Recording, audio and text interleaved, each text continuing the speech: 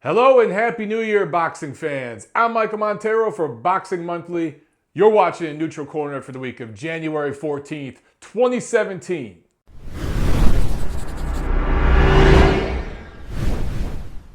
Can you believe it? A new year is here already. I hope you guys out there all had a very happy, safe New Year's, holiday season, all that good stuff. Ready for a big comeback in boxing this year. I really do feel this is going to be a big year in boxing, especially here in the United States. And, it's starting off this month. If you got the Boxing Monthly calendar, right in January, you got Carl Frampton right there. He's got a big fight coming up at the end of this month in Las Vegas, rematch with Leo Santa Cruz. We got our first big fight coming up this Saturday. But before we get to that, we're going to talk a little bit of news and notes. So the Golovkin-Jacobs press tour kicked off this week. It actually started today in New York. I'm filming this Tuesday, and earlier in New York today, they kicked off the presser at Madison Square Garden, which of course is where the fight is going to be March 18th. And of course, I wasn't able to be there. I'm in Los Angeles, but everybody that was there that talked to me said that it was a really good turnout. They're going to be here tomorrow in downtown Los Angeles, but unfortunately, I won't be able to make the presser tomorrow because I'm actually going to be filming a commercial for Spike TV. More to come on that later. That should be pretty interesting. I'll actually be downtown just a few blocks from where the press conference is going to be, filming a commercial. But I don't think I'm going to be able to make it over there in time. But just to see the reaction, the media reaction, they went to, I think it was Monday night, both Golovkin and Jacobs went to a New York Knicks game. And I saw a ton of stuff on Twitter about that. People tweeting out pictures of them on the court. And then I can't pronounce the dude's name, but there's a massive 7'5", I think from Latvia, a player for the New York Knicks that Golovkin took some pictures with. And the basketball player had one of Golovkin's gloves, and Gennady had his jersey. Porzingis, I think is his last name, Porzingis. They were standing next to each other. I tweeted that picture out. That dude is huge. And it's funny, it's just to see a human being that massive. I live in Los Angeles where there's just not many tall people. On the East Coast there is, but out here I feel like a giant.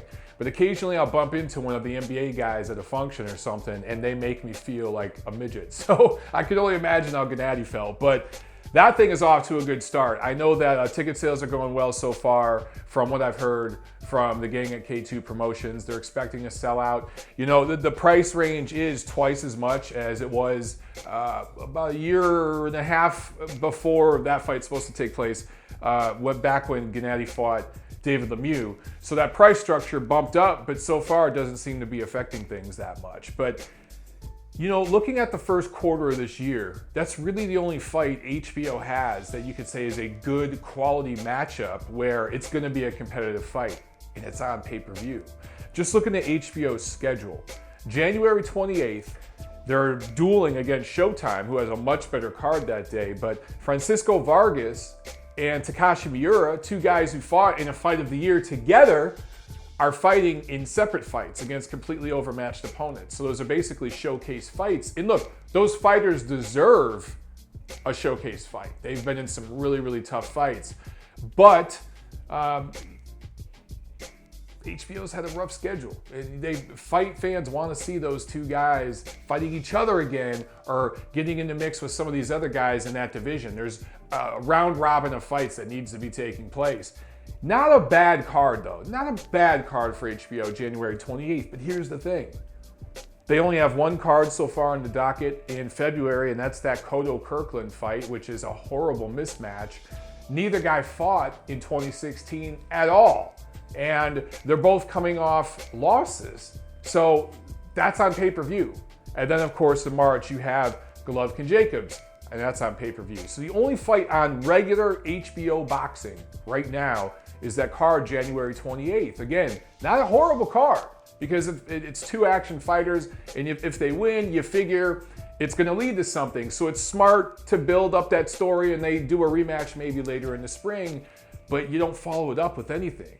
Now, you look at what Showtime's got. Of course, they got the fight this Saturday with DeGale-Badou Jack. We'll talk more about that in a second, but On the 28th, they've got Frampton-Santa Cruz rematch, which I talked about a second ago. But they've also got a few ShowBox cards lined up on Friday. They got one January 20th, February 10th, and February 24th. On top of that, February 18th, Adrian Bronner's fighting, and Jermell Charlo on that same card. March 4th, you've got Keith Thurman and Danny Garcia. Probably the best fight, at least on paper, the best matchup in the history of Premier Boxing Champions so far. You've got all that in the first quarter of the year for Showtime. No pay-per-views. And then you got the April 29th fight between Anthony Joshua and Vladimir Klitschko. If you look at the budget issues, HBO versus Showtime, obviously HBO has a bigger budget than Showtime, but HBO's been kind of pulling back on fights that are expensive and trying to either put them on pay-per-view or just declining them. And with the business that Showtime's been doing with Anthony Joshua, you gotta figure they're gonna pull that fight. It might not happen. Shut up, phone. It might not happen, or it might not go to Showtime. It might go to HBO. They might be like saving money to get that fight on April 29th. I don't know if that's a smart play by them. But if Showtime gets that fight on April 29th, man, their schedule, the first 4 months of the year is pretty damn good. And HBO is just utterly vacant. It's just barren. Look, I talked about the PBC schedule. I think it was Q3 of last year, right after the Olympics and all that, where college football was in play, and they had no fights on the schedule. It might have been Q4. Don't quote me here. But I was critical of those guys. Look, we got to be critical of HBO. The only sport they do is boxing, and they had a bad 2016. They're off to a horrible start in 2017. So hopefully they fix that. Real quick, I just want to talk about this. I've done too many damn rant videos talking about this subject, but Ronda Rousey, her pay-per-view with Amanda Nunes apparently did a little over 1 million buys. And I just think, look, let's be clear about this. Conor McGregor, George St. Pierre, some of these other stars, none of them were as big as Ronda Rousey. Bottom line, period, Ronda Rousey is the biggest brand that the UFC has ever had. The biggest, most crossover star they've ever had. And the fact that she could come off a 13-month layoff and a dominant knockout loss and fight someone, a Brazilian fighter who wasn't very well known in the United States, I think even among casual MMA fans, and do 1 million pay-per-view buys, man, that says a lot. It says a lot. It's not the numbers that maybe she was doing against Holly Holm and before that, but it's very strong numbers. So it shows a few different things. MMA fans don't quite care if you're coming off a big loss, because we can talk about Conor McGregor's pay-per-view numbers last year after his first, or maybe not his first loss, but that dominant loss that he had to Diaz. MMA fans don't care about that, and they show up for the star fighters. And they buy the pay-per-views because they're available, they're more affordable, they're at the bars. So it's not just fans at home buying them, but it's bars, it's restaurants ordering the pay-per-view, and all that counts. It all counts toward that total pay-per-view sales number. So I've made a lot of videos talking about this, and I'm sure we'll talk about it more in the future, but boxing continues to just become more and more and more of a niche fight sport. And they could pull some of the stunts that they pulled back in the 80s and 90s because there wasn't another show in town. There is now with MMA. And more than that, people can pull the plug now and they can stream fights. Yeah, it's not the same quality that you might get on the pay-per-view if you order it and everything else, but there are other options. So boxing has to adapt if they want to have a future 20 years from now. And people have been saying that about boxing for 100 years, right? So some of the old heads in boxing think, they've been saying that forever. There was no other options if you were a fan of martial arts and you wanted to see combat, at the highest level. It was only boxing. And now you've got other options. So boxing has to wake up and join the 21st century. But enough with that. We have no fights to review this week. We're just going to get into a quick fight preview of this week's upcoming action. So Friday, there's a PBC on Spike card. Not much to talk about here. This is in a town called Hialeah, Florida, which I've never heard of. Erislandy Lara is fighting Yuri Foreman. Remember him? Yeah, apparently he's still fighting. So Erislandy Lara had one fight in 2016. That was in May. Yuri Foreman had one fight in 2016 in June. He's only had 2 fights in the last 3 years. I believe 2015 he didn't have any fights, or maybe it was 2014. But this is a completely meaningless fight. You know, it's okay. It's on Spike. It's the first card of the year for PBC on Spike. Fine. Good. I have nothing really to say about it. Obviously, Erislandy Lara wins in a big way. If he doesn't score a knockout, shame on him. Saturday, nice card on Showtime to start the year. And as I talked about, man, they have a great schedule lined up for the first quarter of the year. Let's talk about the co-feature. Jose Pedraza is defending his IBF 130-pound title against Gervonta Davis, the southpaw from Baltimore, who's out of that Floyd Mayweather gym. Davis had 2 fights in 2016. And look, he's a prospect. For a prospect, 2 fights last year? I don't like that. A prospect should be fighting 3 or 4 times a year, at least at the level he's at. So his last fight was in June. So for a prospect, a young guy, I think he's 22 years old. I don't know, man. That's kind of a long layoff. 7 months. You should, unless there's a really bad injury or something, he should be fighting more frequently. But so far, like I said, he's a prospect. He's had shit opposition. He's taking a leap in opposition in this fight. Davis is 16-0 with 15 knockouts, 5'6", 69-inch reach. Not the tallest guy for that weight. Does have long arms, though. Does have good reach for that weight division. But you look at Jose Pedraza, he's 22-0, 12 knockouts, 27 years old, so he's a little older, a little more experienced. 5'8", a little taller, 70-inch reach. So the arm length is about the same, actually. In fact, I think Davis has longer arms, but Pedraza's punching down. You know, he's got a little bit of a height advantage. As I mentioned, he only had 1 fight in 2016. Hasn't been the most active fighter. He's coming off a layoff. But he's going to be fighting in New York. This is at Barclays in Brooklyn. He's a Puerto Rican. So you got to figure the Puerto Rican contingent's going to be out supporting him. The thing that's interesting about Pedraza, he won a title a year or so ago. I want to say it was a couple years ago in 2015 where he first won a vacant title. He's defended it, I think, twice. I think this will be his 3rd defense. Undefeated, good Puerto Rican fighter, had a decent, nice, respectable amateur career. Not an amateur standout by any means, but a good, respectable amateur career. And just doesn't seem to have the Puerto Rican support. There's only a handful of Puerto Rican fighters right now. Of course, Cotto's on his way out. And everyone thought Felix Verdejo was going to be the guy, but he's kind of plateaued, right? So you figure there'd be more fan support for Pedraza. But he hasn't really become one of those fan favorites yet, not even amongst the Puerto Rican fans. So I don't know if, maybe that can change if he gets more active. I'm not quite sure. But for Davis, this is a big, big test for him. If he wins this fight, obviously now he has a title. But it's not just that. It's not just a title fight. This is really to prove if Davis is a prospect or suspect. Screw the title. The title doesn't really mean much to me. For Pedraza, he's fought obviously better opposition than Davis, but he hasn't fought great opposition. And we're going to find out he's still got some questions about him.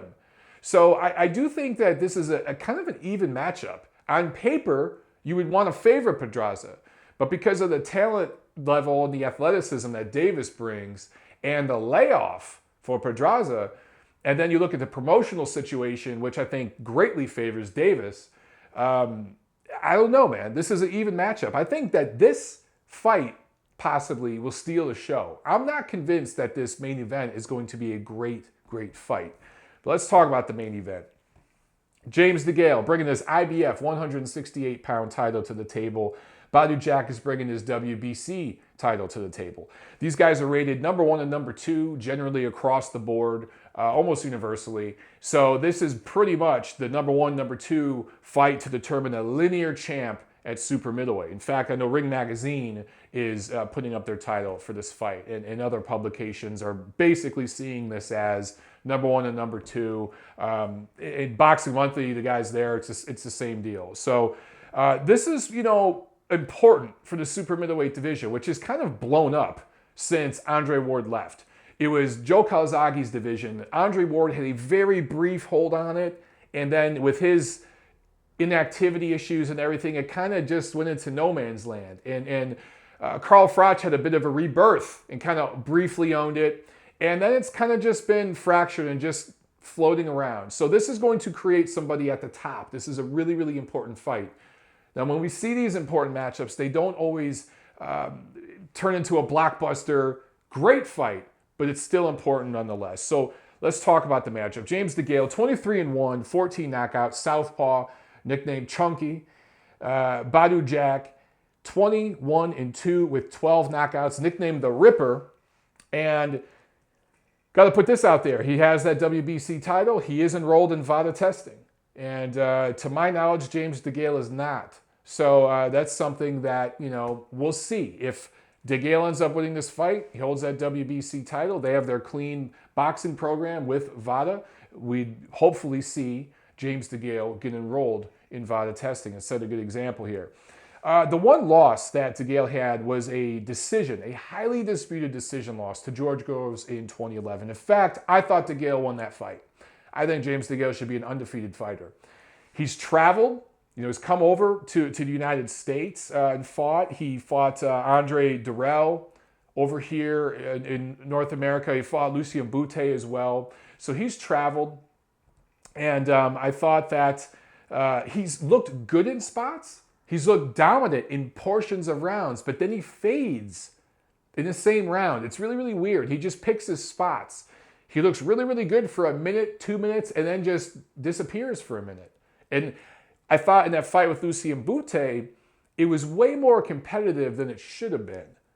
And, credit Boutte for some of that, but I thought DeGale would almost let Boutte back into the fight. And I don't know if he had a bad camp for that fight, if there was some training issues, some injuries, something. But I hope he's worked that out, because against Badou-Jack, he's going up against obviously the best opponent he's ever faced. And of course, it's the same for Jack. Jack's loss was a bad TKO 1 loss to Derek Edwards in 2014. First round knockout. I believe he was put down twice. Don't quote me, but I believe he was put down twice in that fight.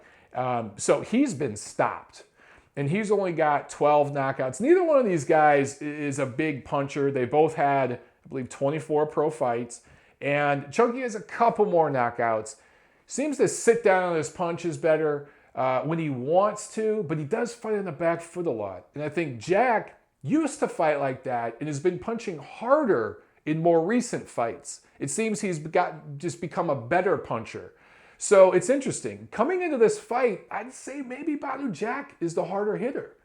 And if this fight happened 2-3 years ago, I would say DeGale was the harder hitter. I just see this kind of happen as far as the way they sit down on punches and fight their fights. But of course, styles make fights. The thing about these two guys, they fought a lot of similar like opponents. Let's see here. DeGale, of course, has wins over Andre Dirrell and Lucien Boutte. Jack, he fought Boutte as well, had a draw with Boutte. Come to find out, Boutte failed a drug test, tested positive for Ostarine. So take from that what you will. He has a win over Anthony Dirrell, and he beat George Groves, the guy that on paper beat DeGale. Also, these guys have both fought Marco Antonio Parabon. Jack had a draw with him. James DeGale knocked him out in 3 rounds. They've both fought Rogelio Medina, and Jack scored a 6-round knockout. Badou-Jack had a unanimous decision win over him. They both only had 1 fight last year in April. So they're both coming off a long layoff. So all that being said, right? Styles make fights. These guys have had about the same amount of fights, fought a lot of like opponents. They've stopped some, they've decisioned some, they've lost here and there once. In matchups like this, which I think this is going to be a technical fight, reflexes matter, activity matters, fighting frequently, being fresh, being in the groove matters. These guys only fought once last year in April. So they're coming off, 9 months outside the ring. And I just think we're going to see some sloppy, nasty stuff early on as both guys are trying to figure it out. My hope is that the middle to later rounds, the ring rust wears off, they settle into a groove, they start making adjustments, and we start to really see a fight here. And I do think that this has the potential to be an interesting, fascinating kind of fight along the level of a Sergey Kovalev-Andre Ward. It's obviously neither of these guys are anywhere near that level. And I don't think they ever will be. I just don't see that in these two fighters. But it's going to be that type of fight, I feel. And say what you will about Kovalev-Ward, it wasn't, the most thrilling fight ever, but it was interesting. And there was some chess being played there and adjustments and some ebb and flow. I do expect that in this fight. I favor James DeGale because I just have seen more levels in him. There's just more degrees to the guy. And I think that unless Badou Jack catches him or hurts him or something like that, as we get into the middle to late rounds, I think you're going to see more adjustments, more chess being played from DeGale. Maybe I'm wrong, but I just think that, remember, Jack has been stopped. DeGale has traveled and fought on the road, fought tough opposition on the road before. I don't think, this is a neutral setting for both guys in Brooklyn. For Jack, who is a native of Sweden but now trains out of Las Vegas, this is kind of a neutral setting for him. And for DeGale, he's come over and fought in North America before, so it's kind of the perfect location for them. I don't think the crowd or any of that will be a factor. I just hope that we get a good, entertaining fight. And I do think after a few rounds of sloppy, nasty, rusty shit, we're going to get that. But I'm going on this card with both Pedraza and DeGale. You know what? I'm going to pick an upset special. I'm going to pick Davis by controversial decision, and I'm going to pick DeGale by controversial decision. That's how I see these two fights playing out. Let me know what you guys think. We'll be back next week. We got some action coming up later this month, and the schedule is going to start rolling as we progress into this quarter. Comment, like, share, subscribe. I'll see you at the fights.